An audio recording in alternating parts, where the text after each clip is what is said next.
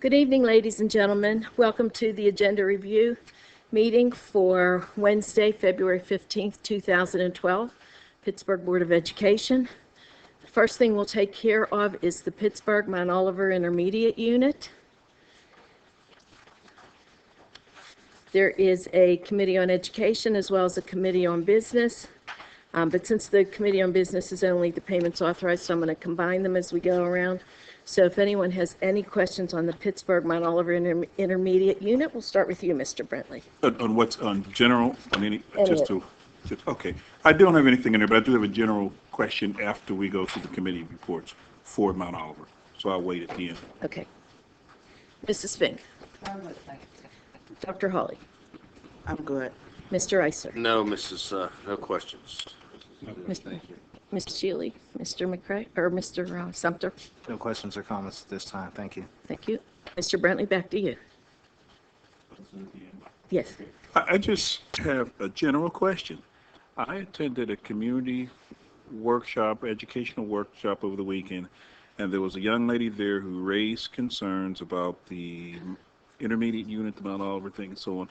But it was some serious comments concerning lack of equity in terms of ethnicity within the teaching and staffing and so on. And it's kind of a surprise, but I just want to generally ask, not necessarily for you to provide today, but I would love to know what does your staff look like, and how many cases have you ever had, or were there ever any cases dealing with racial issues at all? And if so, where are they, and how do we address that? Because here on this side, you know, I've been preaching diversity is so important. I'm going to guess that 60-70% of your students are African American, at least. And so the importance of having them. But at some point, it would be helpful if you can let me know the number of employees you have, the number of African American men, African American women, and what are you doing, if any, to increase those numbers. Thank you. Thank you. All right. Moving on. Committee on Education, proposals and grants, numbers 1 through 3. They're on the green pages. Mr. Brentley, we'll start with you. I don't have any questions at this time. Mrs. Fink. Dr. Hawley. No questions. Mr. Eisler. Just a general comment on to thank the individuals who have made donations to the school district, both Target and again, the Heinz Endowments, which has been a huge supporter of our equity and achievement efforts. So thanks to them for their support of the Pittsburgh Public Schools. Thank you, Mrs. Azuda. Thank you. Mr. McCray. Just want to echo Mr. Eisler's thanks. Ms. Shealy. Mr. Sumter. No questions or comments on this section. Thank you. All righty. We will move to consultants and contracted services. It's on the pink pages, numbers 4 through 7. Mr. Brentley, to you. Yes, I have a question on number 6A. This is a consultant contract with Dr. Pedro Nigaro, LTD. And I just, you know, in here, in terms of all of the things that he's supposed to be doing, one of the items he's going to be working closely with the Perry Oliver transition. And I just, I want to raise some cautions about that. I attended the first meeting there, and I communicated my feelings to Dr. Lane about that. And I believe that in spite of what I still believe, just a terrible decision to close both schools and go through these changes, nevertheless, it's there and it's happening and moving forward. But there was a spirit of cooperation, and people were working together. And so I am really cautious about authorizing any individual to come in, to work with, to oversee, or to do anything along those lines. This is a very, very sensitive issue at this point with the two different schools and the rumors of it may not be as smooth as it's going to be. And so I just wanted to you know, raise some concerns. But Dr. Lane, I just want to ask if, and I'm not going to question this doctor's work, because I understand he's comes highly recommended from our educator on the board, Dr. Holly, and I trust her. But I am just asking you, out of all of the responsibilities that we're putting on him, is it possible that those hours or times dedicated to Perry can simply be used in another capacity throughout the district instead of with or over the Perry Oliver change. Mr. Brentley, I'm sure that if, as we get into the process, we think that Dr. Negro's support could be applied on other district projects, I'm sure that the Heinz Endowments would be open to any modifications we might want to make. But we have spoken to staff at the schools, and they're aware of this, so this isn't like coming as a surprise to them. We don't want you to think that he's coming to oversee the process. He's not. That'll be taken care of by district staff. He is coming to support them. And from what we've heard thus far, they're welcoming that support. But as to your question, could some modifications be made if we find that there are better ways or better uses or something? I think we can certainly talk about that as well. So I don't think this is like... definitely there can be no modifications in how we use the time we have from Dr. Negro. Okay, and also under the description, it does say that under the contract with Dr. Negro, he will provide the district with the following: leadership and oversight of the Metro Center's work on the Perry High School and Perry Oliver merger. So he is there for some kind of oversight. And I don't know how to say it, Doctor, in the strongest words, that as a part of that committee, thanks, but no thanks.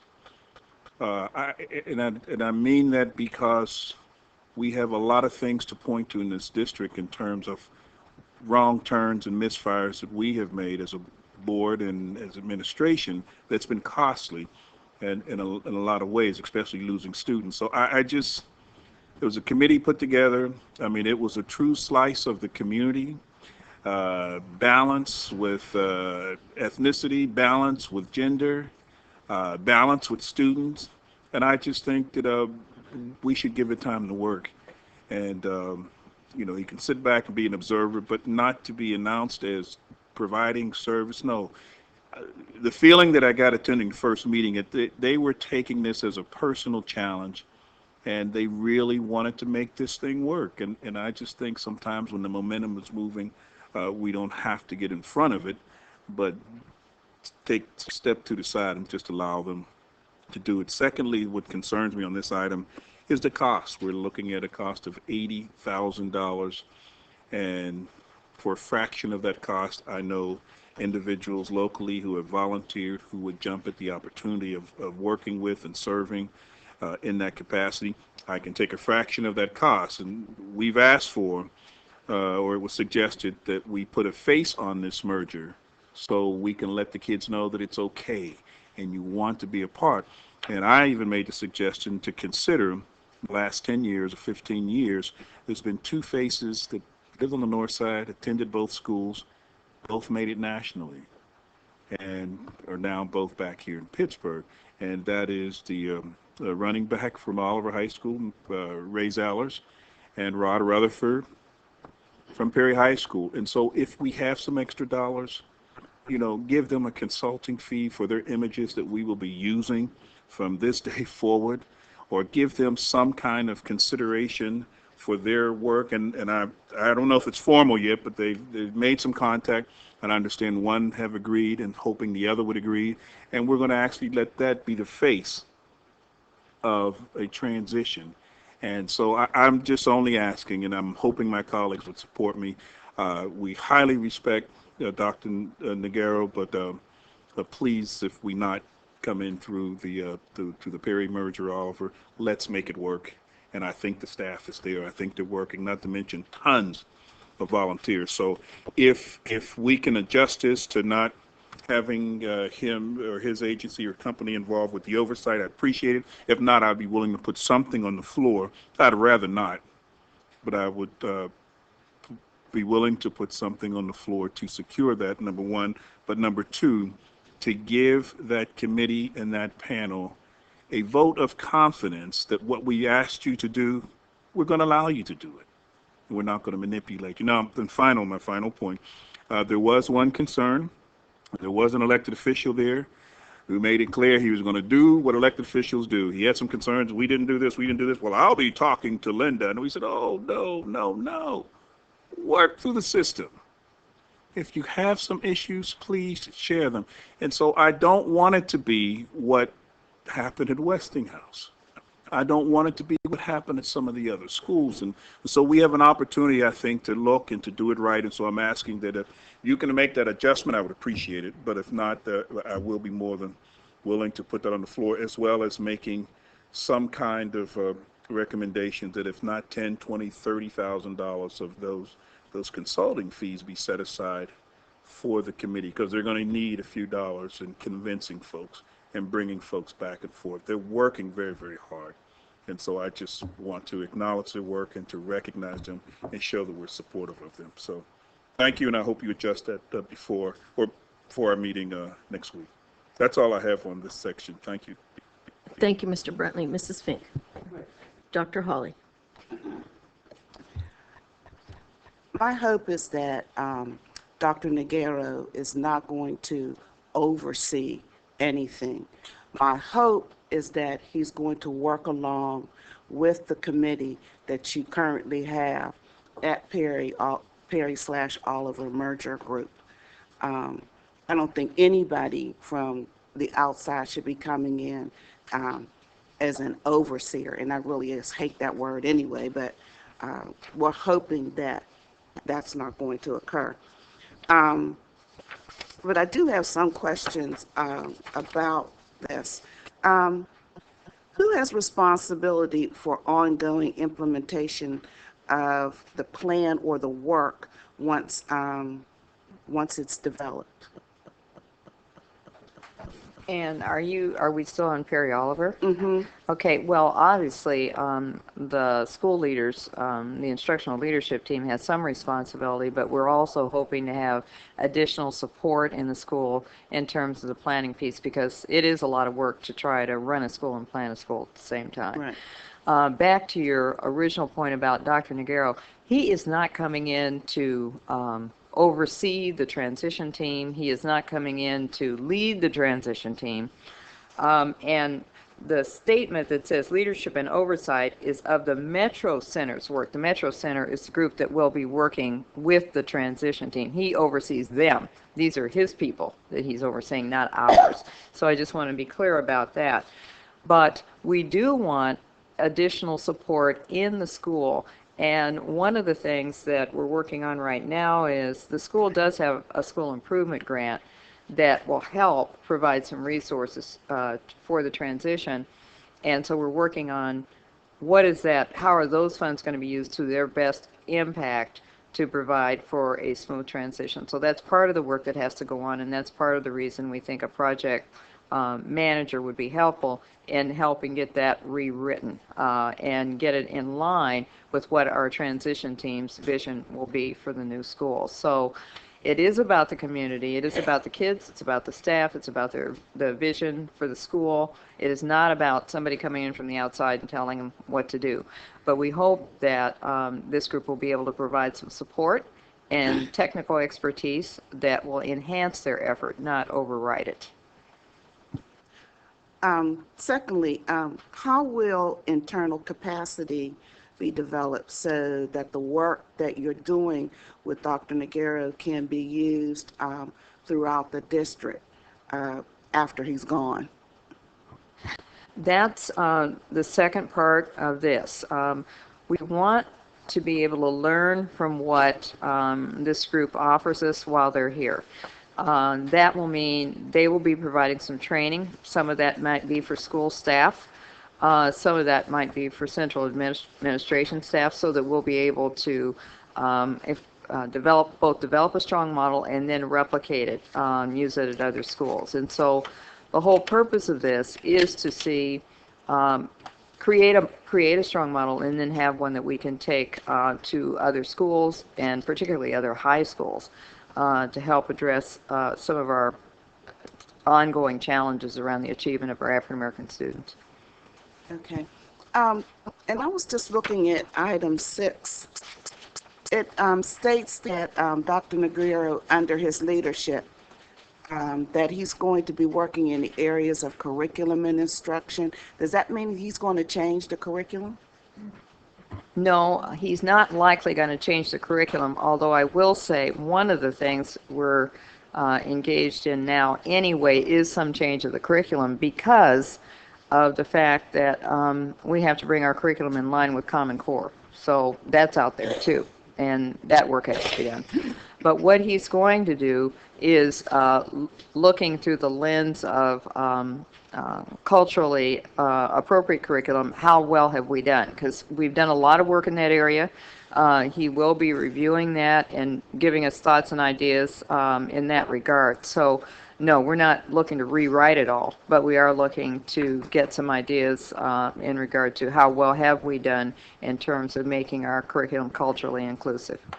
Okay, and make some improvements if necessary. Exactly. Okay. I want to say that I'm very pleased to see that the University of Pittsburgh Center for Urban Education will be sending mentors to Pittsburgh Milan's University Prep 6 to 12. This is a great activity for them. I don't know if they've done this in the past. I'm not familiarized with their work with University Prep, but I'm glad to see that there will be some supportive services given from Pittsburgh, University of Pittsburgh to University Prep. Thank you. Thank you, Dr. Hawley. Mr. Eisler. Thank you, Mrs. Azuda. I'd like to pick up on item 5, the one that Dr. Holly just finished with, which is contracting with the University of Pittsburgh. These are services that we will be paying for the students. And I'm wondering, Dr. Lane, because these are going to be undergraduate students working directly with our students, I too agree it's a great idea. Will we be participating in the selection and potential development work with these students before they actually go do the tutoring with our students? I think I'll have to ask either Dr. Atua or Dr. French if they can answer that question. You know, I'll defer to Dr. Atua, but I believe because we have a partnership, that'll be part of, these will be work-study opportunities. But Dr. Atua would know the exact training schedule. Yes, we do have partnership with the University of Pittsburgh, and the people coming into the school went through the training with the person in the school that is over the program. Great. So that this fits directly in then to the overall partnership we have with the university. This is just one more aspect of it, correct? Yes, this is year 4 of the Great. partnership. Thank you. The only thing we're doing with this board tab is we're increasing the number of students who are providing support to our students during the school day. And that's the new part of it, in a sense, Yes. in the expanded part. Great. Thank you, Dr. Atua. Thank you, Mrs. Azuda. Thank you, Mr. Eisler. Mr. McCray. Thank you.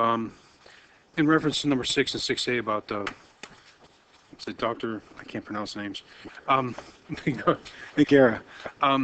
Perry, the committee at Perry is doing a phenomenal job. I was at the meeting. I mean, 80% of the population of Perry now is from the north side. So when we add the other 20%, we should be all right.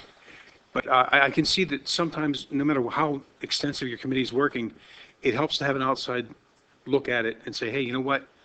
You could have done X, Y, and Z as well as A, B, and C. And I think that's what this is saying. Am I correct? That's pretty much what he's saying? That's right. We're just looking to provide some support. From what, and I have not attended one of the transition meetings yet, but from what I've heard from those who have been there, they're doing a phenomenal job. And people are highly engaged, and as Mr. Brentley said, see it as a challenge that they believe that they can meet very successfully. However, we do want the merged school to be even better than the two schools were separately. And so the question is, what are some things we could do to make it even better than it already is? And we think that this support will be helpful to them, but we're not looking to come in and overturn what they're doing or take control or something like that. This is just there for support. You're not gonna, because we're Northsiders. You're not gonna, that ain't gonna happen on the north side. Okay. But mostly my concern though is that it's not the only high school that's merging at this point in time. Are we doing something similar with Brashear and Langley? Yes, we are. The difference, though, with Brashear is because we reconstituted Brashear last year, there is quite a bit of support at Brashear already. We have career ladder positions there. We have our instructional, and I'm thinking, I forgot our acronym, Dr. Lippert. Yes, yes. That we're going to be doing training. We have teachers that are going to be doing training around teacher observation. So because it's been kind of one of our sites for empowering effective teachers and part of a school improvement grant, there's a lot of support that's already was put into Brashear this year that, of course, will continue next year. So they were they were in a good spot, I guess I would say, as far as additional support already. But no, we haven't forgotten that we have another merger taking place as well. And also, is there community outreach into the Sheridan and Elliott neighborhoods? I believe there is, and I don't know if there's anybody can speak to that that's here tonight. But I'll have to get more information for you on that, yes. Thank you, that's all I have. Thank you, Mr. McCray. Ms. Shealy? Thank you, Mrs. Azuda. Actually, under 6 and 6A, which are the tabs regarding Dr. Noguera, I'm going to go back to tab 3. The grant from the Hines Endowments is very generous at $1 million. And these tabs are about 15% of that. Do you have plans for the rest of the money? Well, part of the reason for the grant is not just to come up with a plan, which is what we've got in these tabs. The work with Perry Oliver is a part of it, but the creation of a plan around how to address the academic disparities is also part of what, that's what my actual goal is. However, the Hines Endowments isn't really just interested in us coming up with a plan. They're interested in us interested in having us execute that plan as well. And so as we go forward and have the plan, what are the key things we believe we need to do and where, then there would likely be designations of resources available to execute a plan, not just create one. So I guess I would request going forward, if you could identify, like, as you spend down this grant, specifically call it out for us so that we could see the progress along the way. Once the plan is created, then the board will be able to see what are the elements we're going to do, what do we think the resources that are required in order to execute that piece of the plan, and so that's where you would see that. And so yes, we would not just, not have you always aware as to what's going on, what did it cost, how was money spent, that kind of thing. And of course, we'll be providing regular, providing regular reports to the Hines Foundation as well, because obviously they're expecting more than just a plan. And I guess, I'm sorry, something else that I would be interested in is how, as you develop different activities and parts of the plan, how we'll sustain them financially going forward in our current financial state. And I'll say that if you do consideration to not sending Dr. Noguera to the north side, there's a school in the East End who would love his help. So you might want to consider, if you do decide to move this around, I got to vote for Westinghouse. Thank you. Thank you, Ms. Shealy. Mr. Sumter. Thank you, Mrs. Azuda. The first item I'd like to discuss is number 4. That's the board authorizations requested to enter into a contract with 20 organizations to provide services as proposed and accepted through an RFP process for the Summer Dreamers Academy. The first question I have is how many providers submitted proposals in total? We'll ask Jan to come up. I do believe it's 36, though. 32 or 36. Hi, Jan Ripper, Chief of Student Services. I believe it was 26. So, but I'm going to verify that number for you and get back to you. Okay, on the chart, I count 26 programs. I count 20 organizations carrying out those 26 programs. If you look at the chart, if you go down just the anticipated cost, individually, those items are 26. If you look at the other side, the providers, those are 20. Looking at my numbers here, there were 32 that applied and 20 were approved. 12 were not selected. Can you provide us with a copy of the rubric that was used to judge these proposals? Sure. Okay. And I just see that one provider almost takes up 1/4 of the funding, and the only question there is whether or not that money could have been spread more evenly throughout the other providers, but that's whatever they're providing, hopefully it helps that many kids, or at least that proportional amount of children. Next, I'd like to move to item number 6, and that's, or 6 and 6.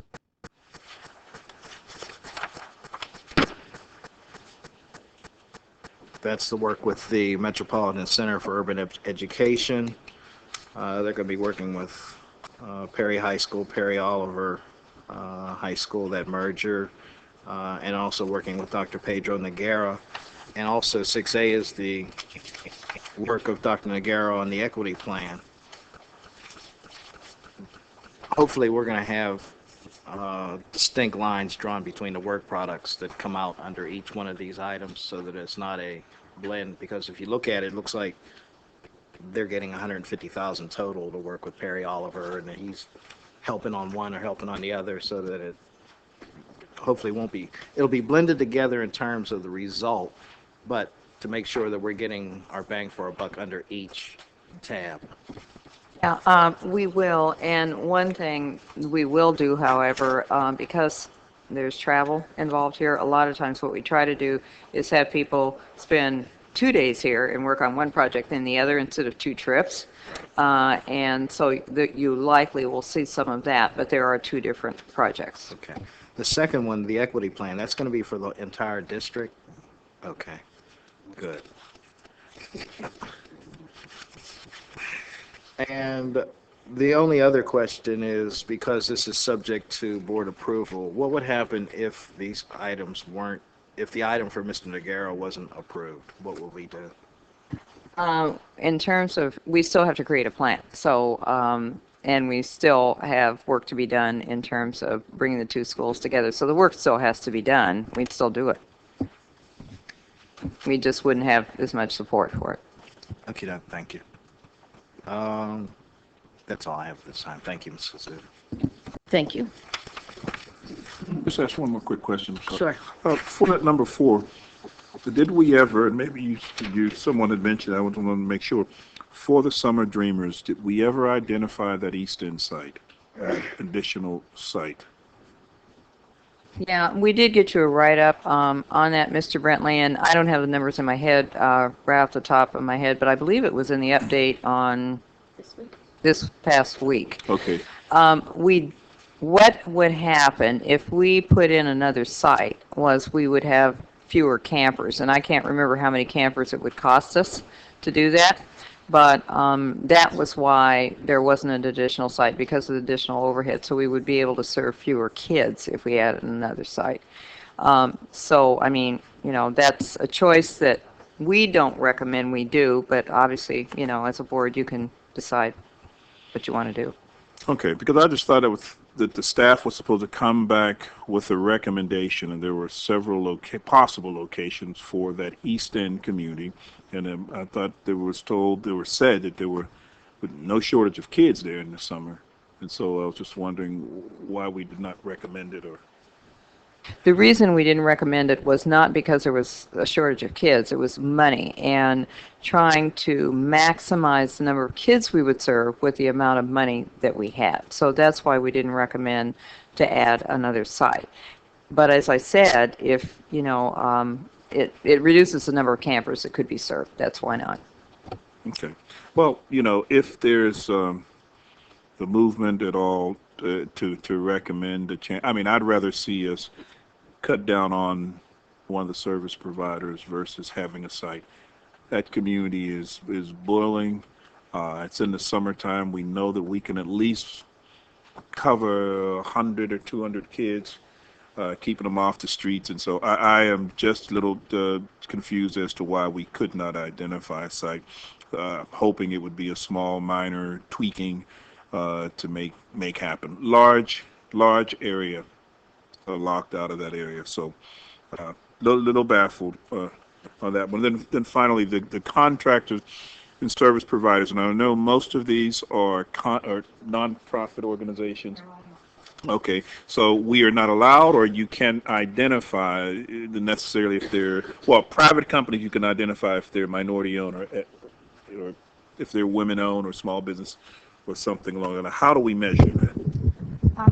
What I can share with you that 15 of the 20 organizations who we're partnering with are either minority or women owned. 15%. Of the 20. 15 of the 20. Okay. So And 75%. So they are still nonprofit, but they are Minority and women. owned. Okay. And so you said minority and women? Yes. Okay. What's that breakdown? Do you know what that is between women and minority, or what percentage? I can get that for That you. would be helpful. Just curious. Thank you very much. Just a point of clarification, you don't own a nonprofit, so get the language of it's probably either led Employees. by and or board by, and I think that's the information that we need to get, okay? Great, thank you. I'm going to go to Mr. Sumter in a minute, but just to follow up on your concerns, Mr. Brentley, and perhaps we can talk about this going forward. I'm not sure what format to use, but the explanation that we were provided, if I remember right, to open the fourth site meant we were going to serve 200 less children. And so that was why we were going with the 3 sites, because of the additional overhead. I could be slightly wrong because we were provided that, but maybe we can still carry on more of a conversation and have the board make that decision. I only raised a question because 3 months ago, a very healthy conversation took place in front of the cameras for the viewing audience, and we did not report back to the viewing audience. And so this was helpful to know that regardless of the wonderful points made, that there was not an additional site made. Just from what little I know, it just seems it's hard to believe that we would lose anybody to open a site in an area where there were a lot of kids. So, okay. You're right, that was televised, so that's a good point to bring it up for follow-up. Okay, Mr. Sumter. Thank you, Mrs. Zuda. In addition, I had asked for a copy of the rubric for the Summer Dreamers Academy. If you could provide a list of all those entities that applied or sent in proposals, I'd appreciate that. Thank you. Alrighty, moving on to payments authorized, numbers 8 through 11 in the blue section. Mr. Brentley, we'll start with you. No questions. Alrighty, Mrs. Fink. Dr. Hawley. No questions at this time. Mr. Eisler. Thank you, Mrs. Azuda. Just some clarification, Dr. Lane, on number 8, which is summer camps for our children who need an extended school year, who have disabilities. This, I understand we're in the fiscal year we know what the money is and everything, but there is the dollars from the state to do this are in the budget. That's the question, right? So we do have the dollars to run this program. Yes. It's the first yes or no answer I've ever had. That was wonderful, wonderful, wonderful, Mr. McCarty, and especially since it was in the affirmative, sir. Thank you. The same for 10, and again, this is the Early Intervention Summer Program, which is quite a wonderful program also. The same thing. We have the dollars committed in this from the state to run the program. Yes. Fabulous, Mr. Camarda. Thank you very much. You're my hero tonight. Thanks, Mrs. Azuda. Thank you. Mr. McCray. No, I'm good. Ms. Shealy. Yes. Can you help me understand under number 10 how we interact with the intermediate unit for early intervention services. I thought that the intermediate unit provides EI services to kids under 3 years of age. You know, unfortunately, Carol Brown Martin isn't able to be here tonight. Do you mind, because I want to make sure we respond to you correctly. I can follow up before Friday with you. No, that's fine. I just want to be clear about who these children are, because I was thinking before the age of 3 they were intermediate unit children, and after 3 they're ours, and I'm just trying to understand if these are 3 to 5 kids or I just don't know. So I think you're yes. correct in 3 to 5, but I will confirm that.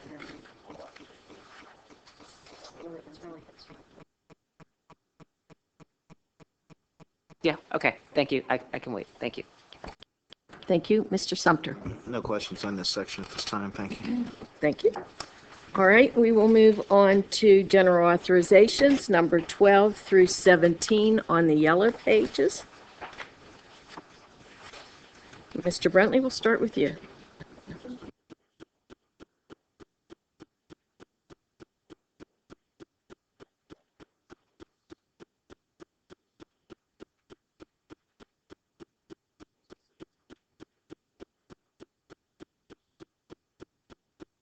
Yes, actually, Mathematica has been the company that the Empowering Effective Teachers Plan has worked with around calculating value-added measures for teachers, and that's one of that's the most recent contract we've had with Mathematica.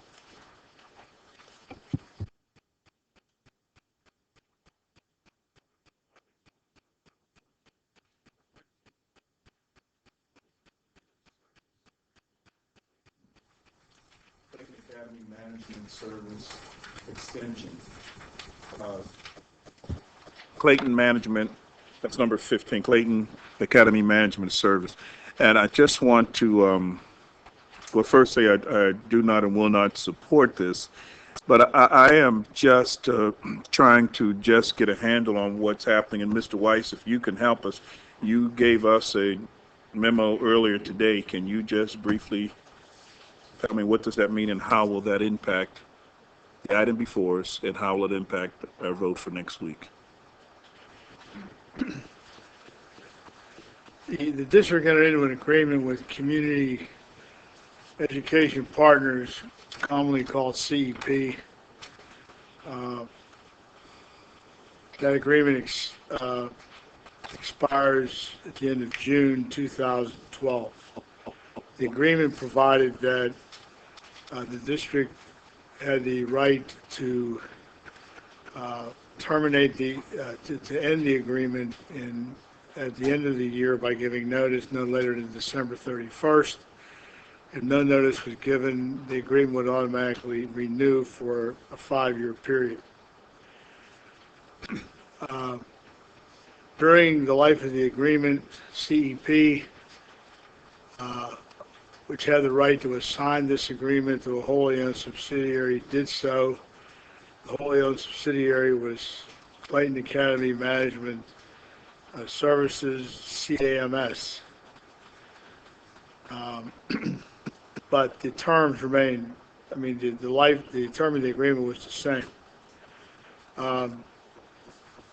In December, the district obtained a 30-day extension in which to exercise its right to end the agreement. There was an additional extension obtained to the end of this month. The former individuals who were involved with CEP are no longer involved in either at the corporate level or at the school. CAMS has a agreement with Success Schools, Inc. for services at the school, but our relationship is with CAMS. The agreement you have before you is a 2-year agreement with the same sort of provision at the end that I've described. I will defer to Ms. Ripper on costs and so forth, but the per pupil cost is much lower. There's also a much lower minimum number of students in this agreement. Again, I'll also defer to Ms. Ripper on the programmatic aspects of this, but legally, that's where we are. You have the choice of either approving this 2-year extension with CAMS under the terms in your board tab, or failing that, the board would have to make a decision whether you want to extend it for the full 5 by doing nothing, which we do not recommend, or then alternatively voting to terminate it at the end of June. So practically speaking, the board's choice is to approve item 15, which the staff is recommending, or voting to terminate it as of June 30th and make other arrangements for the education of these children. If we were to terminate it, what would be CEP's and CAM's role in the everyday function of the building if we voted to terminate it? After the end of June, Yes. none. Okay. So I thought somewhere in there that they would still have some opportunities for, okay, so we are clean and sever the relationship. We would have the obligation to and have the responsibility of paying off the capital costs of improving the building. That was part of the agreement, and but that's separate and apart from the programmatic part. Okay. Now, what is that, you know what that amount is, or roughly? And is that money, that's paid to CEP? I'd have to defer to Mr. Camarda there. I don't know if it was paid to CEP or to the lender. We pay it to CEP, and they use it to pay their debt Right. to the lender. And we've budgeted that we would have that satisfied by June 30th of this year. Okay. But is it, but the payments that we would make, we would pay them? Well, we owe them? There were renovations that were done to the building Yeah. that were essentially to customize the building to see the way they were delivering their program. Right. And we own the building, so But that was our money, though. We gave them the money. It's our building, so we paid to have our building modified, yes. Okay. But if we gave them the money, and if we sever the relationship, why do we still owe them a portion of our money? Well, The improvements were, Mr. Bradley, we didn't give them the money. The CEP borrowed the money. From us? No. CEP borrowed the money from a lender and paid for the renovations under the terms of the original agreement. We are repaying CEP as part of that agreement. We didn't give them the money to renovate the building. They renovated the building and we are repaying them. And they're also paying utilities and maintenance costs and things like that. Okay. So they borrowed the money on their own. It's like a guaranteed loan. They're going to go borrow the money, and we kind of told them that we'll pay you back. We'll secure the loan for We're you. contractually obligated to pay the cost of the improvements because we own the building. So at the end of this agreement, whenever it is, we own the building and the improvements in the building. Okay. Well, I would hope that we would, as you mentioned, Mr. Camarda, if it would be possible to pay it off by June, by the end of that contract, if that's a possibility. And do you know what the dollar figure is, or roughly what the amount is? I think our payoff amounts $2.1 million. $2 million? So we've been paying on it, right? We've been paying on it, and that's the payoff amount, and it's customized to be at the end of the first 5-year program, of the first 5 years of the program. Mr. Kumar, I thought you told me, and correct me if I'm wrong, that we had been paying monthly, but there was a balloon payment at the end of this 5 years. Is that correct? Yes, that's Yeah. the $2.1 million payment by end of June is that balloon payment.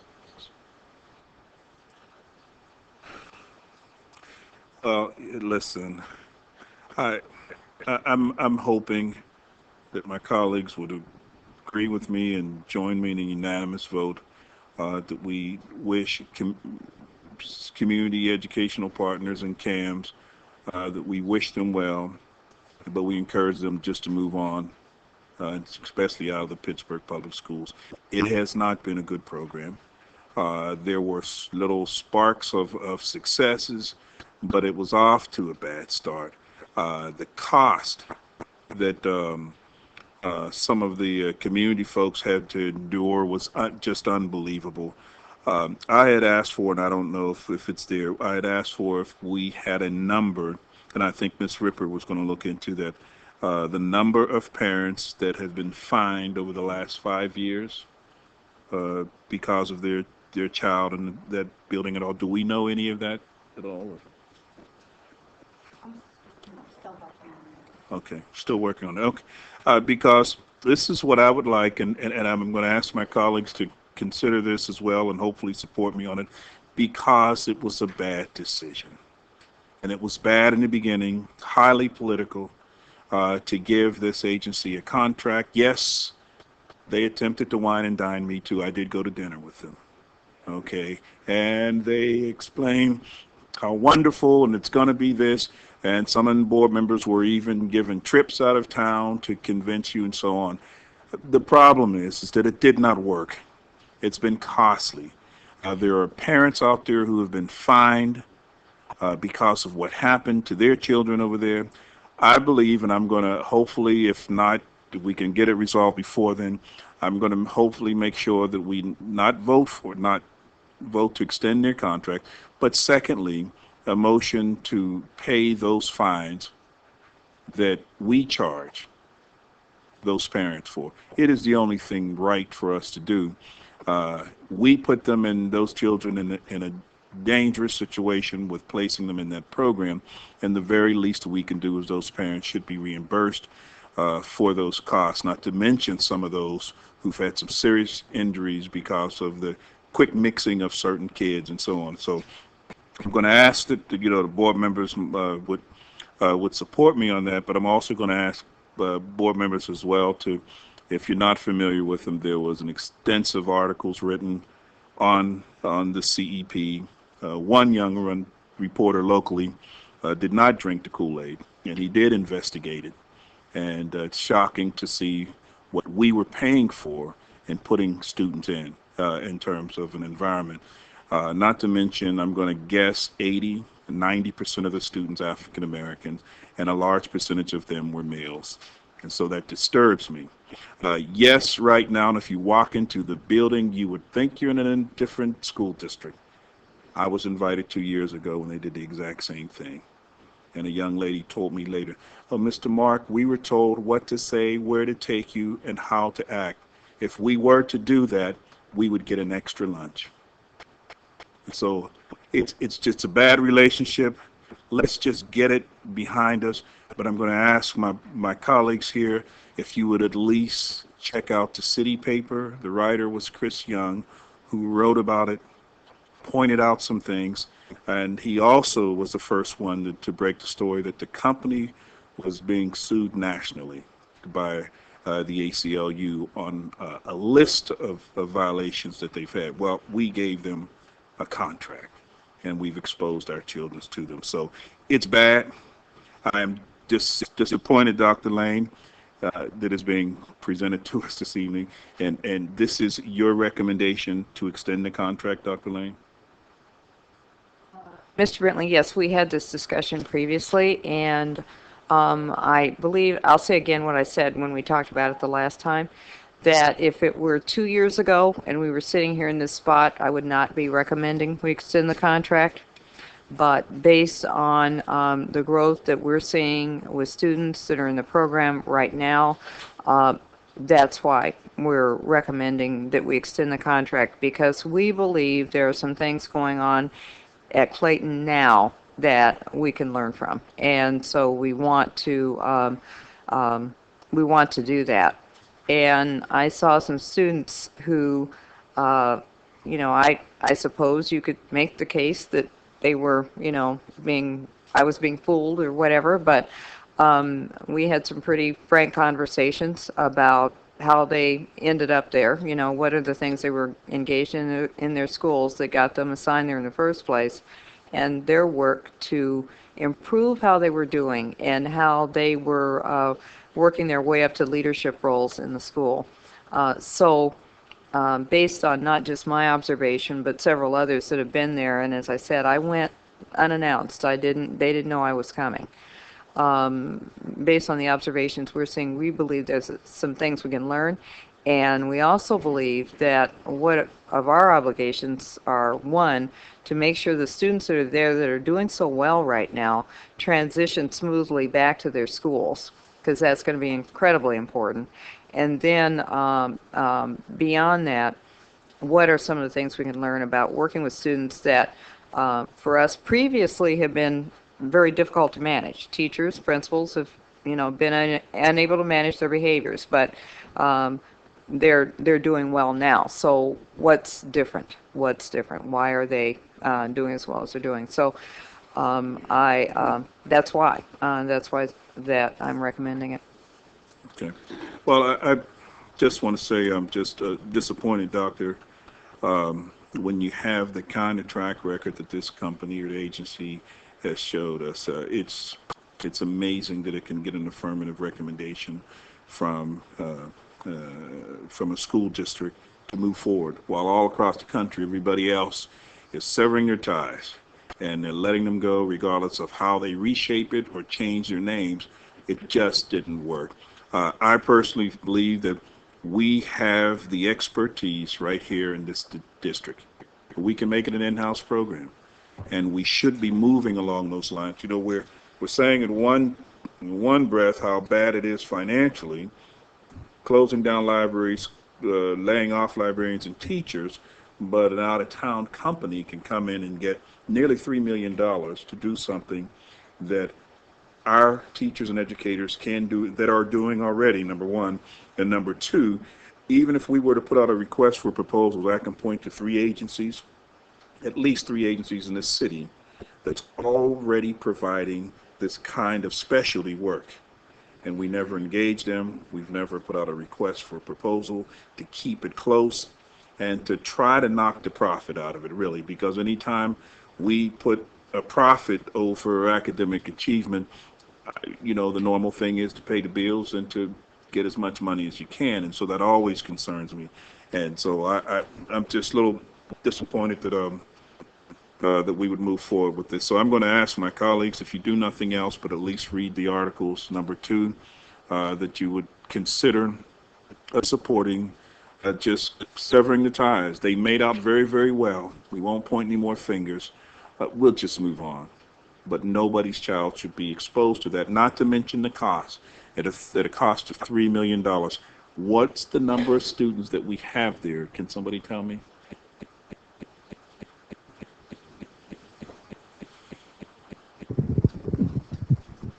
As of today, we had about 130. We have 133. 133.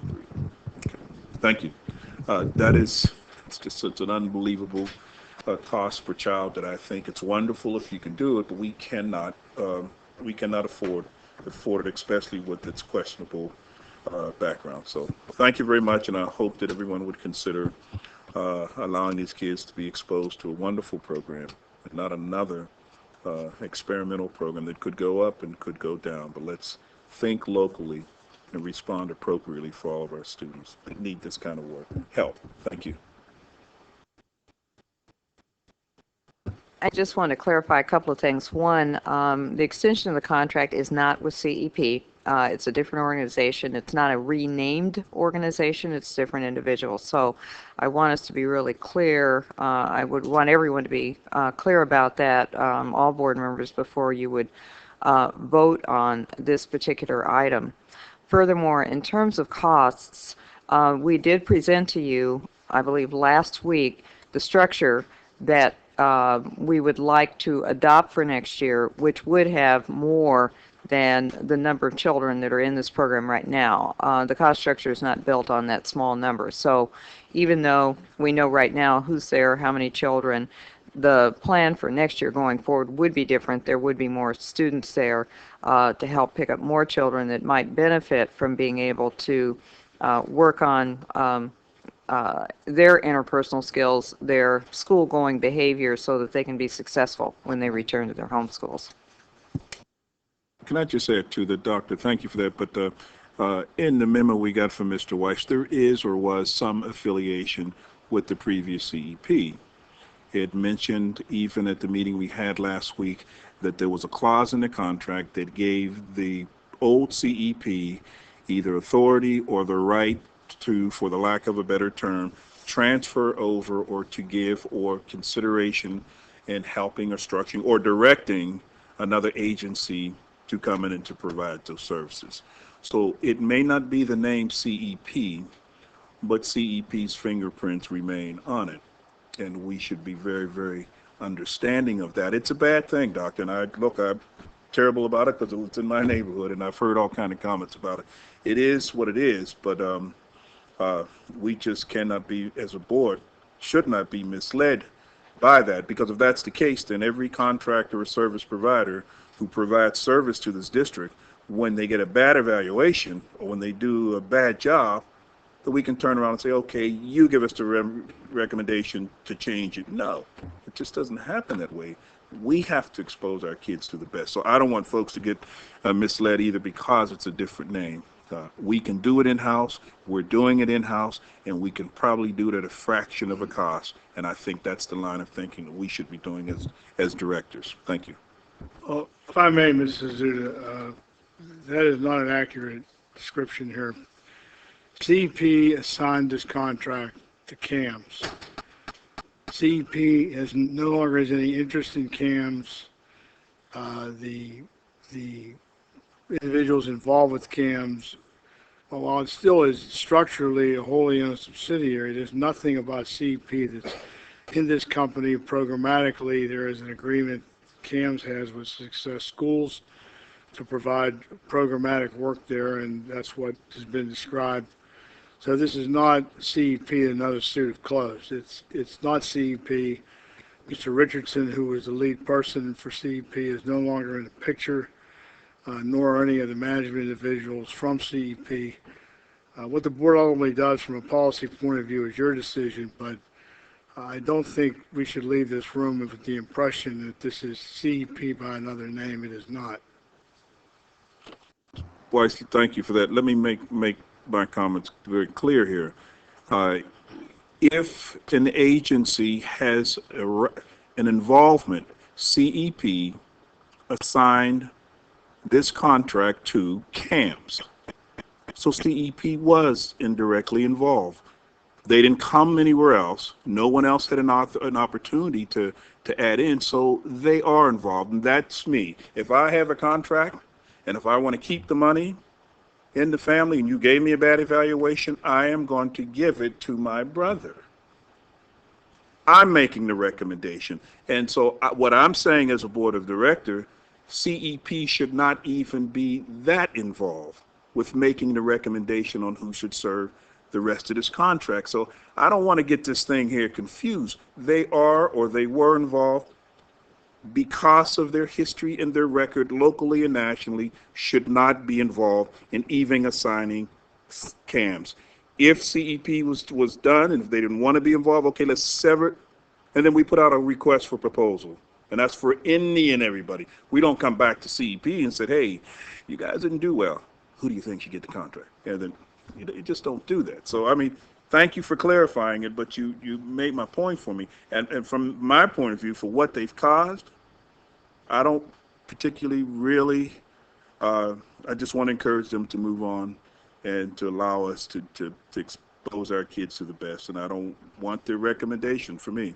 I don't want it. Thank you. Thank you. In the orange, I'm sorry. the orange folder? Yep. Okay. In the orange folder in front of you are two tabs, numbers 18 and numbers 19. Dr. Lane, can you give us a little overview? Okay, tab number 18 is just advising the board and asking you to approve a donation. This is consulting services and facilitation for my evaluation, and there's no cost to the board for this. The Road Center is going to cover the cost of Dr. Barbara Bird Bennett's travel. She's been working with me for a year now, and I believe all of you have met her. and she's willing to serve as facilitator for the evaluation process. So that's what that one is. Number 19 is one that I think was inadvertently left out of the packet on Friday, which I know all of you are familiar with, and this is the recommendation that was presented to you in regard to the charter school application for Three Rivers Charter School for public service, that we are recommending that they not be approved. Thank you. Thank you. Mr. Brentley, I don't want to miss you, so do you have any questions on either of those? No. Okay. Mrs. Fink? The item number 15, is there any reason why we couldn't just do a new clean contract with CAMS as opposed to making an extension of the one we have with CEP? Well, I mean, it's a 2-year extension with new terms, so in essence, your contract is with CAMS and it's with new terms. So, I mean, it's in essence a different relationship with different money and different minimums and so forth, and there's no capital component in it, because that will be gone as of June 30th. But it is important that we treat this as an extension and not a new contract.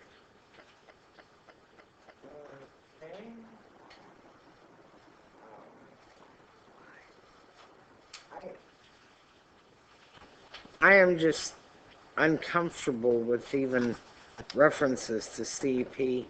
I understand that CAMS is doing a good job. Everyone who has seen it has said it's really done a huge turnaround over there, and everything is going well. But I just had so much mistrust or distrust of CEP and its leadership that I'd rather not have to deal with them in any way at all.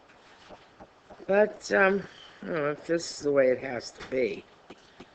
But I wish we could make a clearer distinction. That's all.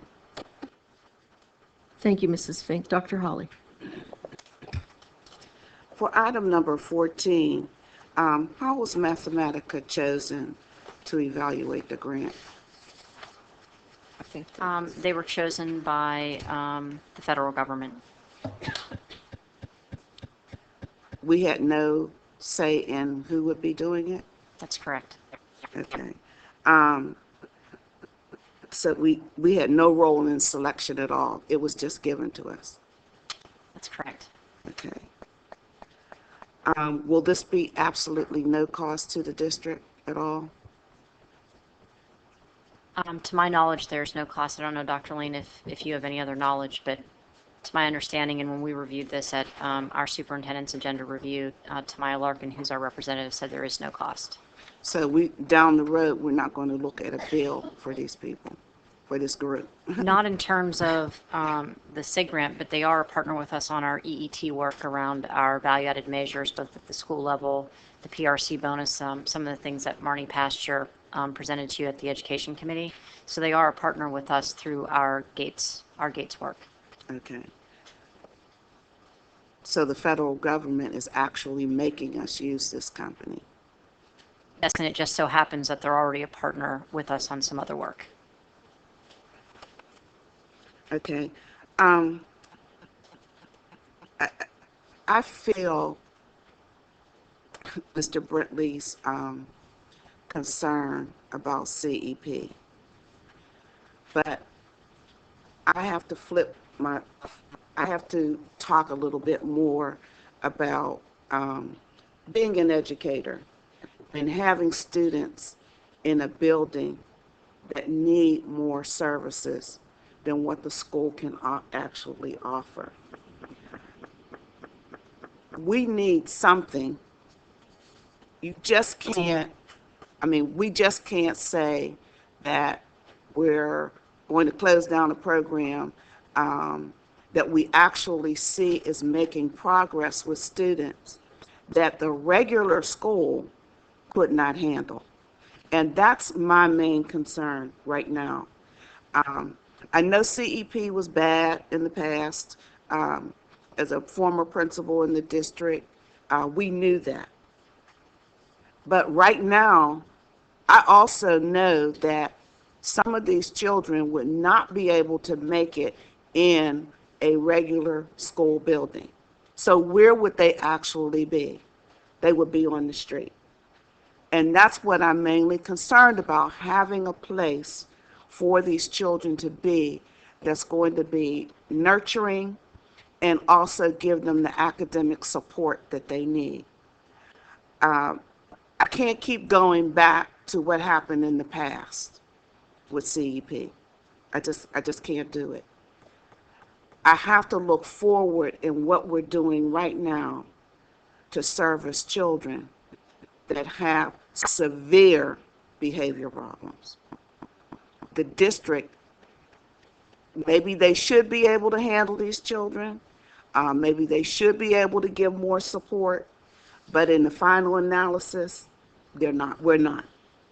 And I don't know if we actually can. And we certainly are not going to be able to do it with 30 kids in a room. That's just not going to happen. So I'm not trying to persuade anybody to vote for it. There are some deep down concerns that I have as well, because we're taking a lot of money to spend on a small amount of children, and we're asking the rest of the district to put 30 students in a room. But I can tell you as a parent, as a grandparent, and also as a former administrator in the building, to have children that are so out of control that we cannot manage them, we've got to do something to help support those children. So I understand the pressure, and I understand the amount that it costs, but I have to move forward. I have to leave CEP where it was and go on. But there is one concern that I do have, Mrs. Ripper, in your continuum of services that you want to put into the Student Achievement Center. Not the Student Achievement Center, into Clayton. Clayton is supposed to be an intervention for children who have chronic behavior problems. Some of the students that are going to be coming to you for weapons violations, drugs, or what have you, may have only done that one time. So why would they be forced to go to Clayton?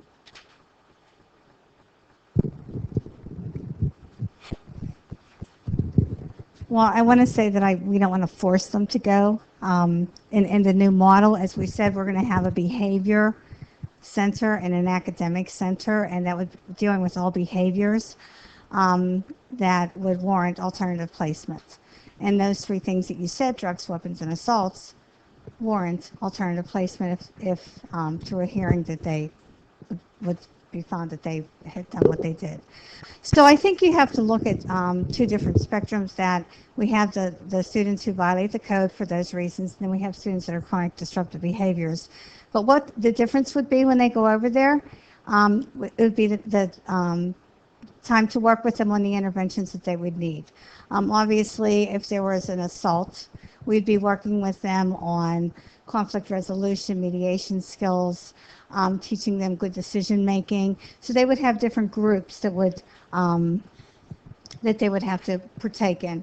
The same with social skills. And I think all students that go there would benefit from the structured environment and teaching them appropriate behaviors, because when you assault an individual, that's not an appropriate and acceptable behavior. When you bring a weapon to school, that is not appropriate, acceptable behavior, and you're putting safety at risk of other students. So I think we'll be looking at how we work with them for those students. But we already have that type of program, if I'm not mistaken. You already have that type of program at the Student Achievement Center. Right. So you're just taking this section of the Student Achievement Center and now moving it into Clayton? Correct. And as when we spoke last week, we talked about how by moving those students over there to become our behavior center, that we would have more slots available now for students who need the academic recovery. That we can work with students who are chronically truant. We can work with the overage 6th, 7th, and 8th graders. We'll have more spaces for students who are behind that we can get them on track now so that they can graduate. So that'll free up slots there.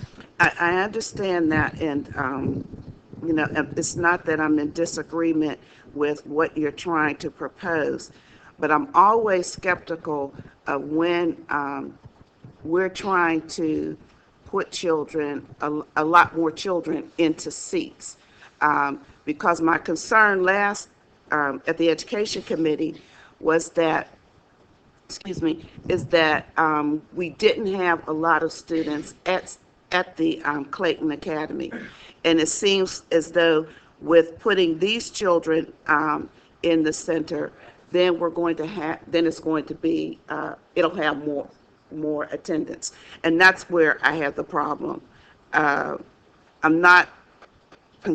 really more concerned about doing what's necessary to help those students, but I'm not willing to just put kids over there because we want to fill up seats. And please don't get me wrong, your explanation is a very good one, but I'm very skeptical of what we've done here I go, thinking about the past and not looking at the future.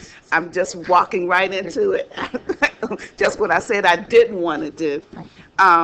But I really hope, and as I told Mr. Campbell, I'm going to walk out on faith that that's not what you're going to do, that you are really looking at serving the children from their severe behavior problems. Right. And that's what I plan to do. Okay. And I don't know, because I looked at the well, I'll get this at the end. I want to talk about that. But other than that, I'm done. Thank you, Dr. Hawley. Mr. Eisler. Thank you. I'd love to pick up where Dr. Hawley left off, but I want to talk about two other items before I get there, because I think you raised some incredibly great points that I'm concerned about too. And that is on 12 and 13, and these are, if I'm not mistaken, memos of understanding with institutions of higher ed, similar to what we've done with Robert Morris and some other. I just think we need to recognize that there are a lot of people in this community that want to help our students. I think what Dr. Hawley just said about the needs of our students, and I think the more that we can get people involved, the better off we're going to be. On 13, the word dual enrollment programs in high school is mentioned. I asked the question because at one time we had a pretty doggone good dual enrollment program, especially with the community college and with Shenley and the University of Pittsburgh. Is this a program that IUP is willing to fund?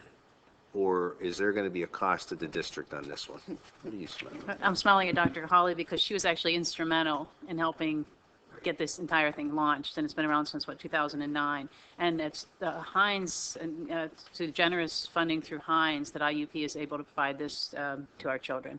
Because I think it's one of the strongest programs that I've ever seen. I mean, dual enrollment, I think, was taken out of the state budget 2 or 3 years ago, and it really, I think, was a travesty.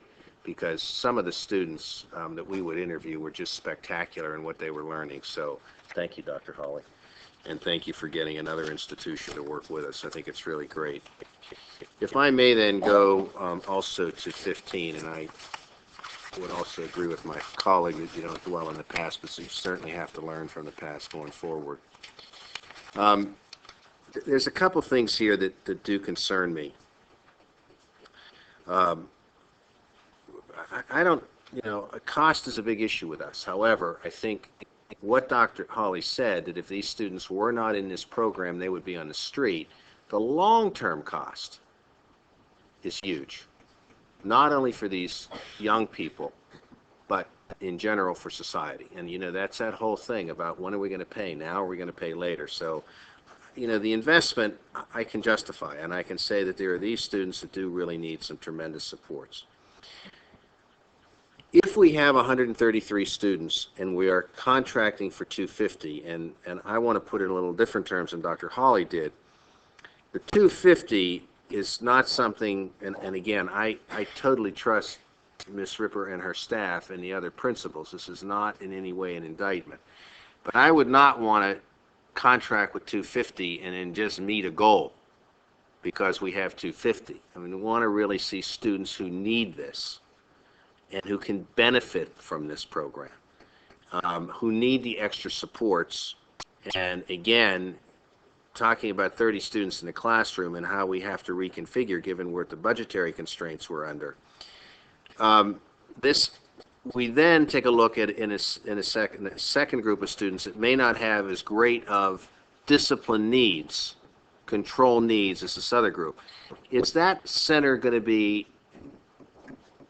self-contained?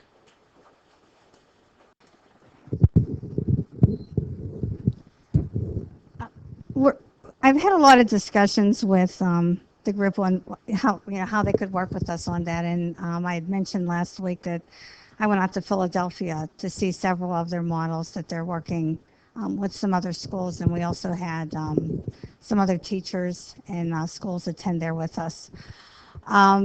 So they structure it differently based on needs.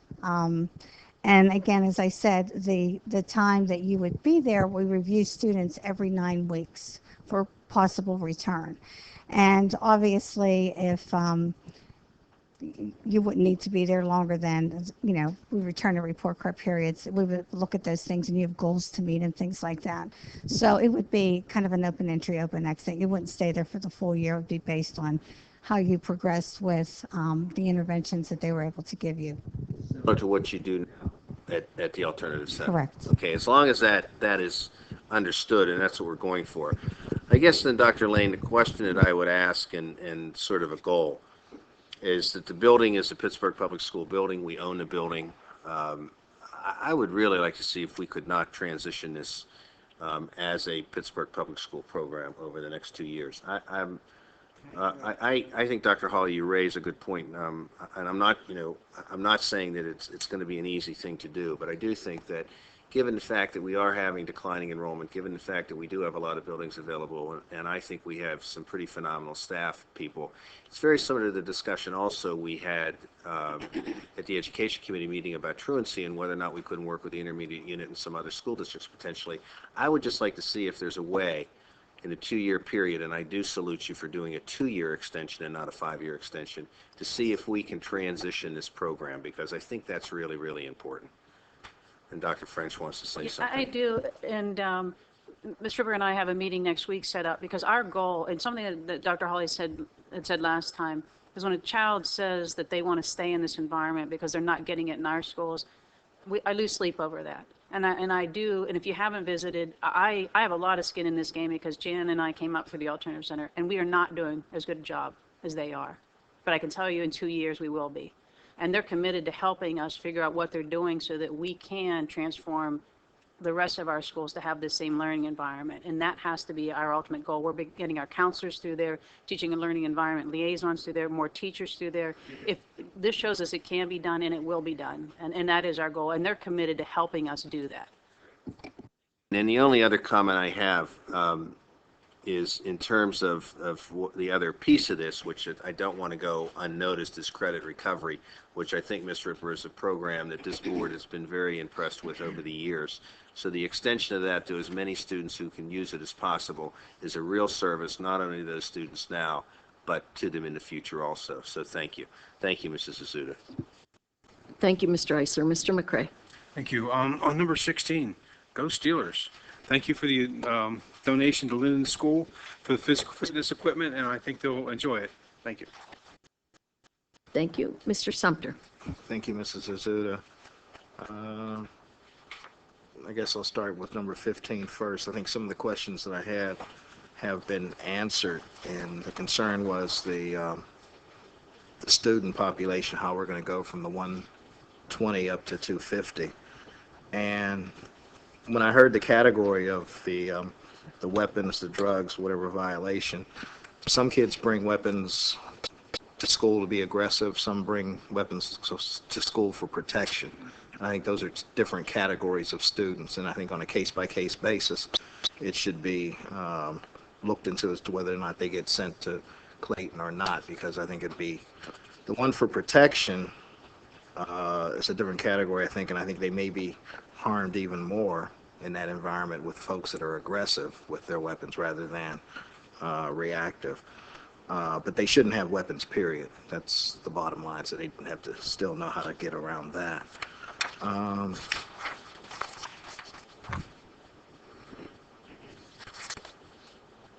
think that's basically what I had at that point. It's always good to see, like we were talking about, like on item number 12, the agreement between Chatham University Early Intervention Program and a program for students with exceptionalities.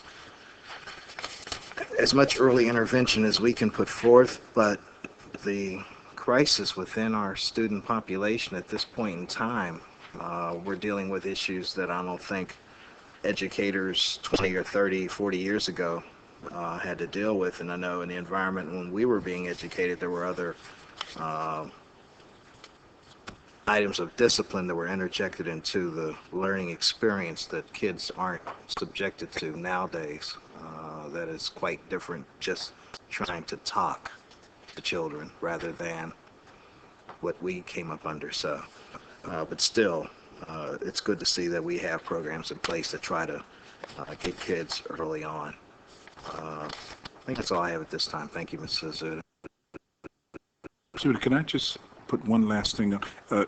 I do want to say that for the Clayton program that is there that is somewhat successful, it is my understanding, and I know of at least 2 Pittsburgh Public School retirees that are there. And I know the one, he's a former teacher at Frick, and this guy was the best. His name escapes me, he's a math teacher. But, and it's my understanding last time did you say his name? I thought somebody mentioned, okay, no, I couldn't remember his name. But the point is that is some of this newfound success for CEP because we do have some of our retirees there. And because of the fact that some of them were there, they have some skin in the game. They're local. They know the kids. They know the code. They know the city. They know the street lingo and all that. And so if that is something on the new model, maybe we should once again put a call out to our retirees. What a wonderful part-time job after retiring from the Pittsburgh Public Schools. They are dedicated, and in most cases, they can really come in and provide the service. So I just didn't want this conversation in without me saying thank you to those who are returning and who are helping, and then thank you to those who would consider joining in the new model in the near future. Thank you. Mrs. Shealy stepped out of the room, so when she comes back, if she has any questions, I'm going to allow her to come back to this yellow section. Otherwise, we will conclude the Committee on Education report and move on to the Committee on Business and Finance. I'm going to agree with Mr. Brentley that we do have some former Pittsburgh Public School teachers in the building. As you know, the principal or director or headmaster, whatever you want to call it, is also from the Pittsburgh Public Schools. And I do believe that that is a big reason why the school is doing so much better, because these people have had some experience in teaching within the Pittsburgh Public Schools, and they have taught, except for maybe the one that's from Frick, they have taught in some tough environments, and and I do believe that that's why the school is doing much better. And they've helped to change the structure of the building as well. And you know, we do have Mrs. Vakalakis over there, I'm probably not saying George's name right, who also brings a wealth of knowledge on alternative education in that building. So I was very pleased to see all of them there and the work they were doing. Okay, Mrs. Shealy. Thank you, Mrs. Azuda, and forgive me if this was asked. Regardless of the disposition of item number 15, will the balloon payment be made in that mortgage settled? Yes. Thank you. Thank you, Mrs. Azuda. Thank you. Moving on to the Agenda Review Committee on Business and Finance. We'll go to Section A, which are payments authorized. It's the variety of blue pages. And Mr. Camardo wants to go first. On A7, if I could point out, I have the fill-in-the-blank information for A7, which is for our purchase of excess workers' compensation.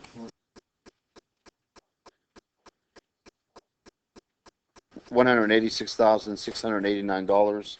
That's $22,044 more than last year, a 13% increase. The agency is the same agency. It's Star Insurance Company. When we move to Section B, I have an item to fill in there also, Mrs. Sue.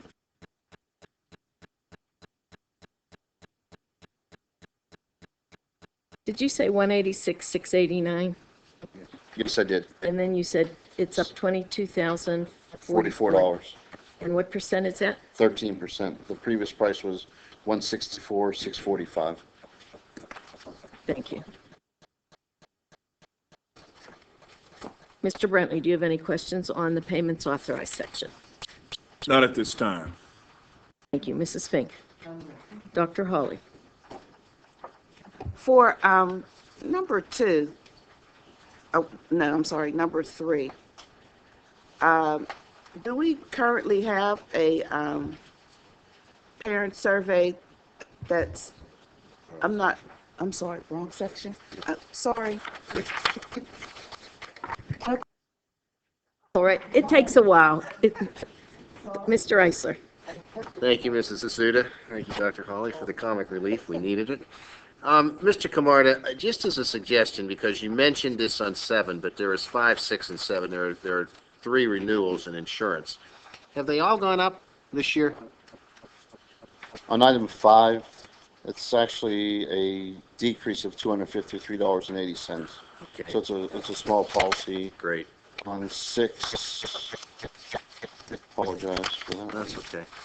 I don't have the number on 6, Okay. but I'll find that out. Okay, it's just a good thing to know, because in a refinancing issue, you raise the fact of saving dollars, and it is a nice thing that the board and the public know that that's something we're always trying to do, so thank you. Thank you, Mrs. Asuda. Thank you. Mr. McCray. Ms. Shealy. Mr. Sumter. All right, we will move on to Section B, Consultants and Contracted Services, and they are in the pink, and Mr. Camarda wants to give us some information. On B4, I have the information to complete that for you also. The company is Wellco, W-E-L-L-C-O. This item is for our workers' compensation, medical case management, and vocational rehab services. The amount of the contract is $150,000, $50,000 for each of the 3 years. And this is a decrease from $180,000 from the previous 3-year period contract. The decrease is driven by what our usage was during that 3-year period. So it's just aligning with what our actual costs were. $150,000.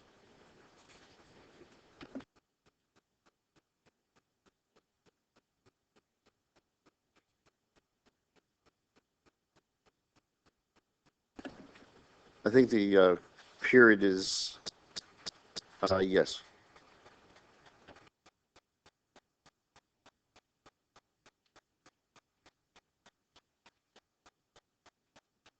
Mr. Brentley, do you have any questions on consultants and contracted services?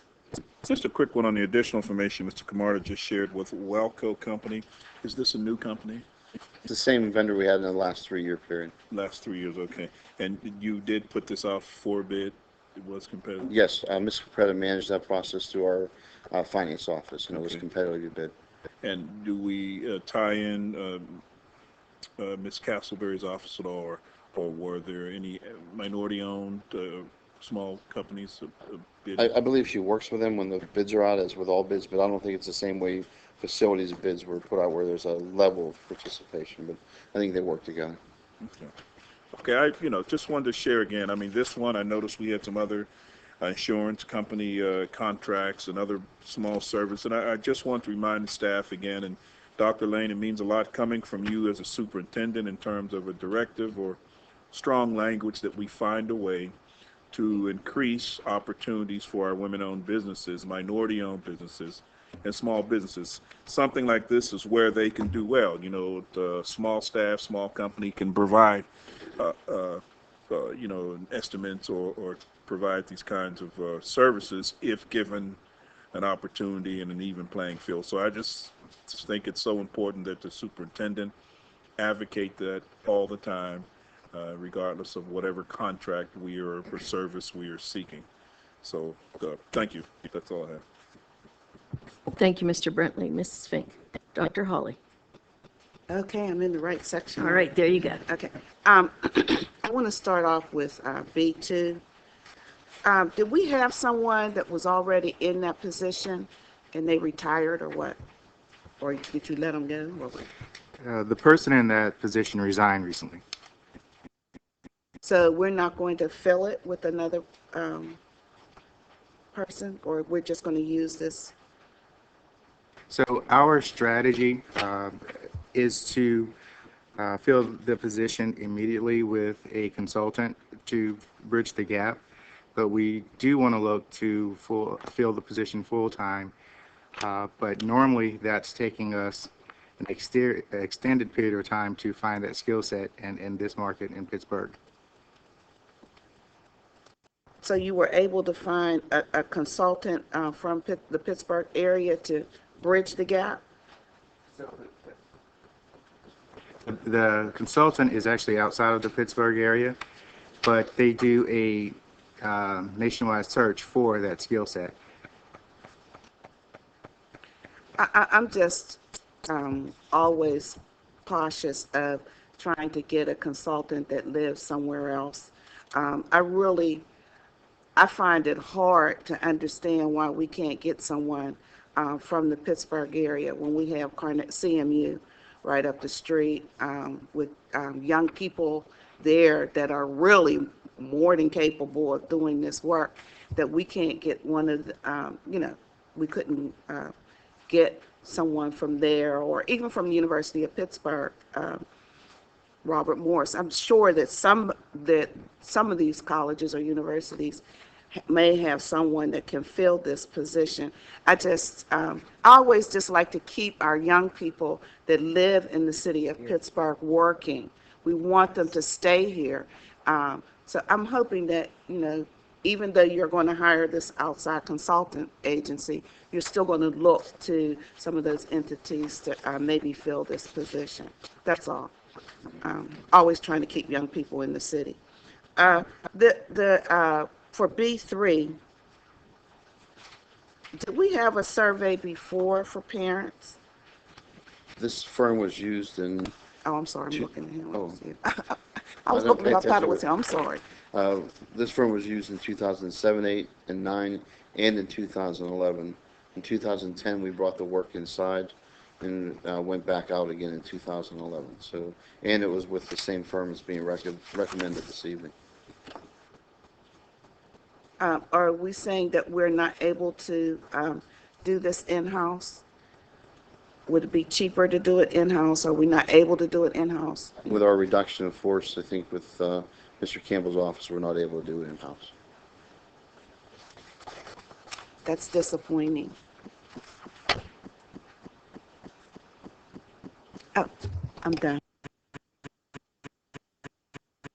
Thank you, Dr. Hawley. Mr. Eisler. Thank you, Mrs. Asuda. Mr. Campbell, if I could just go back to B2 for a moment. That dollar amount is not to exceed, meaning that it covers a year's period of time. However, if you find somebody full-time, you will put them in and we will discontinue this contract? Yes. Thank you, Mr. Eisler. Mr. McCray. Ms. Shealy.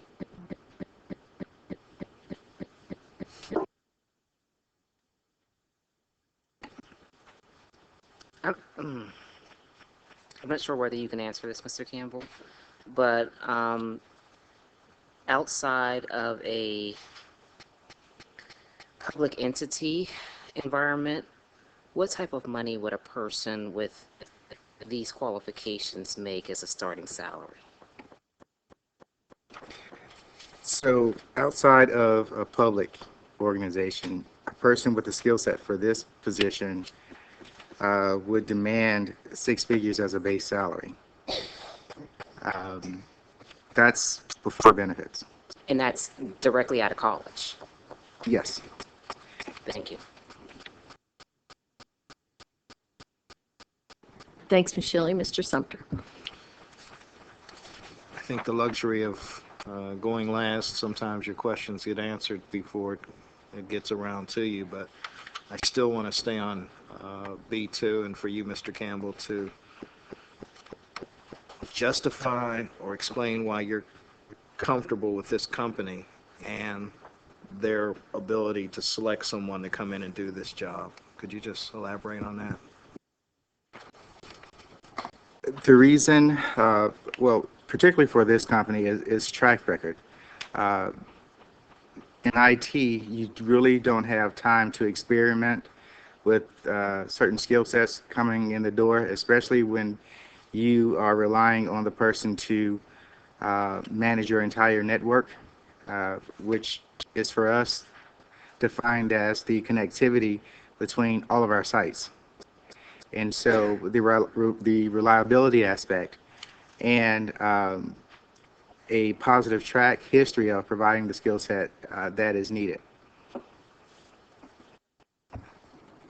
I don't know if you can answer this, but do we get some kind of assurance that what we're going to get from this company is going to work? Assurance, no. Flexibility in turning around in case the engineer didn't work out. They already have 2 or 3 plan A, B, and C just in case. Okay, that's more to my liking on the answer, because I know you can't guarantee things, but at least some assurance. When I say assurance, I mean that the work's going to get done and get done within the time period that we need to have it. And if anything were to really crop up, we wouldn't have to go out to hire somebody or find somebody. They would be able to supply the needed resources in that case. Thank you very much. Thank you. Moving on to Section C, General Authorizations. It's the yellow pages. Mr. Brentley? This time, nothing. Mrs. Fink? Dr. Hawley? Mr. Eisler? Thanks, Mrs. Asuda. In C2, it's the annual donation to the Associated Artists of Pittsburgh as a result of their annual exhibition and our students helping select artwork. And each year this artwork is presented to the board.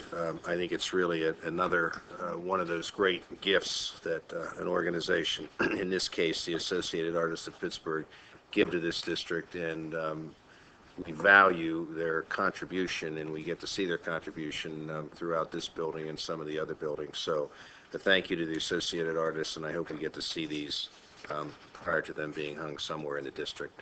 Thank you, Mrs. Asuda. Thank you, Mr. Eisler. Mr. McCray? On C1, the placeholder, will we get more information before next week, or? The bids are going to be next week. We'll have the information. It's real-time information. Just as you get to legislative meeting, we'll do the briefing in the executive session as we always do. We'll have results early in the afternoon. Thank you. And on C2, I hope they bring them to the boardroom again like they have in the past, so we get to look at them first. I want to thank this group. They do a tremendous job for us. Thank you. That's all. That's referring to the artwork. Yes, the artwork. I'm sorry. Thank you. Ms. Shealy? Somebody just reminded me that if somebody doesn't have the papers and we say, I hope it shows up and we get to see them, sometime, just for clarification. Ms. Shealy? Does anyone know if we will see the artwork next week? I'm not sure if this is possible, but if it is, could shots be taken so that they are televised? I will make sure. So that the viewing public gets to see the wonderful gifts that we receive. And Mr. Camarda, I need help with C1. We're in C1, we're doing a, Thank you. I can't let you get in. Let me talk fast. Reissuance of bonds, how does that affect our credit rating? Meaning, like, if I, as a consumer, apply for credit card after credit card after credit card, my credit rating is lowered. Does that do that to the district? it will not lower our credit rating. It'll actually, we're able to do it because we actually do have a positive credit rating. And we're going to be selling the bonds insured. So that's a positive factor also. So the refunding issues that we have is because of what the rates were of those versus where we're at today. So it's the positive market that lets us do this. Our positive, even though we're dealing with our situation we're dealing with, we still are not on a watch list. And these bonds will be titled Series 2012. 2012A, then 2012B, I believe we're going to have them because there's a small little $5 million new issue there also.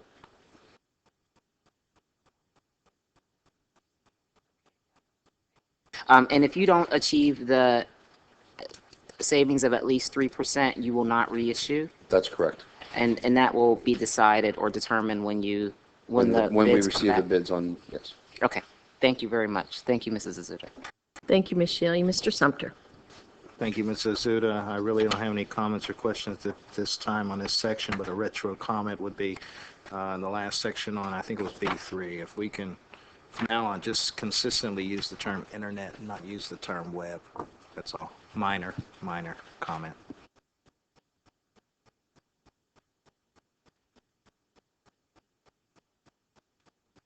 I want to make a couple of quick announcements since we're almost over.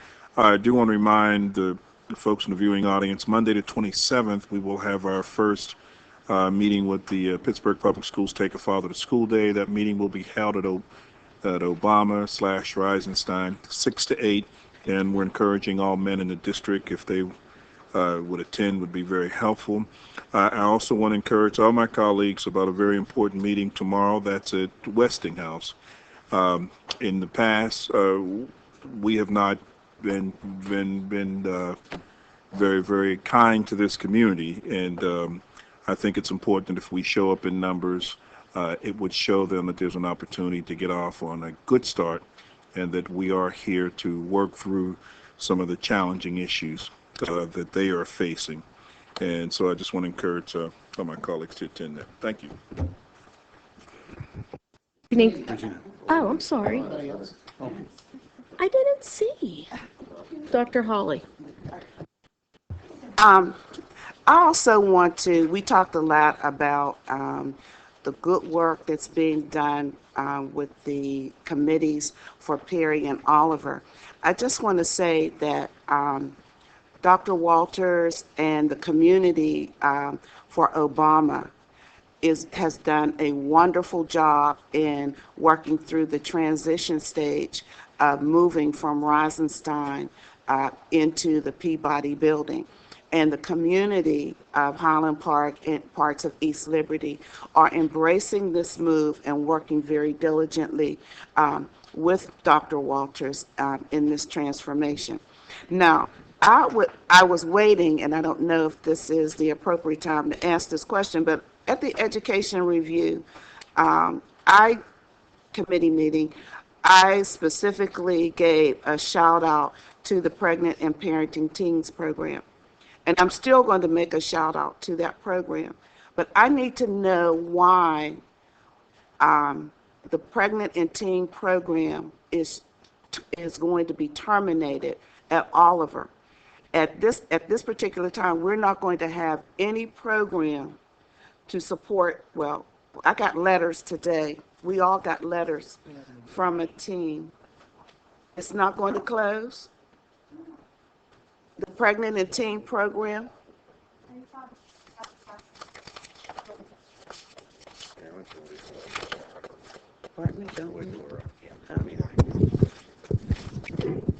Okay, well, We can get information. okay, you can't get that for me? Okay, because I really want to make sure that those services are there for the young women and their babies. Thank you. Thank you, Ms. Thank you, Mrs. Zuda.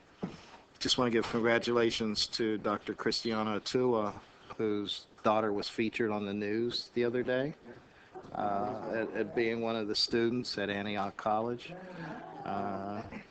Interesting feature.